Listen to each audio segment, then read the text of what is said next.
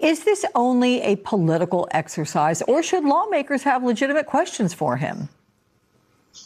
It's totally political, Alex. It's because this is the Clintons. They are people who the Republicans want to put out front. So that means that people are talking less about Donald Trump. This was supposed to be, remember, a Democratic cabal, a Democratic conspiracy involving Bill Clinton, Bill Gates, Larry Summers, and others. And so they want him out front. I don't know why Hillary Clinton is being subpoenaed, but for the same reason, the Clintons together. Now, keep in mind, Bill Clinton, said that he had broken ties with Jeffrey Epstein before Epstein had ever been arrested in 2006. So he really doesn't have any relevant information. But if you did want to subpoena him, then he should have been treated the same way as Alberto Gonzalez and Jeff Sessions, the two former Republican attorneys general who were allowed to submit written answers. But the Republicans didn't want that. They wanted the spectacle of having clips they could show of Bill and Hillary Clinton, and they could use those clips. And they did not want the whole thing out in the public, because that's why they rejected Hillary and Bill's request to have an open public deposition. So the Republicans are doing this, in my mind, for politics.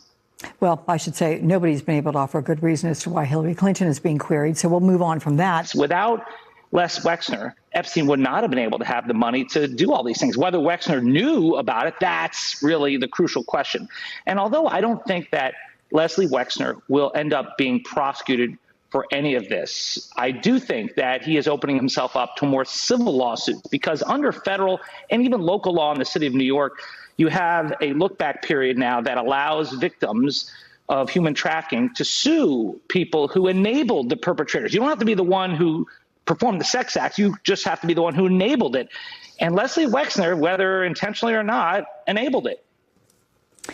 You have members of Congress who've said they believe Wexner was coached by his lawyers and simply lied. Is there any recourse if he was indeed lying? And why would his lawyers not step in there? Because they certainly wouldn't want him lying under oath.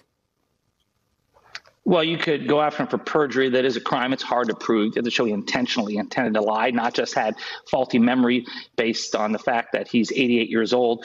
He said that he's never interviewed with the FBI. There is evidence that his lawyers spoke with the FBI. And Leslie Wexner to this day said that he was not a co-conspirator. He didn't have that meeting with the FBI. So I think you could split the hairs there and say that it is true, apparently, that Wexner never met with the FBI, even though his lawyers did have communication with the FBI.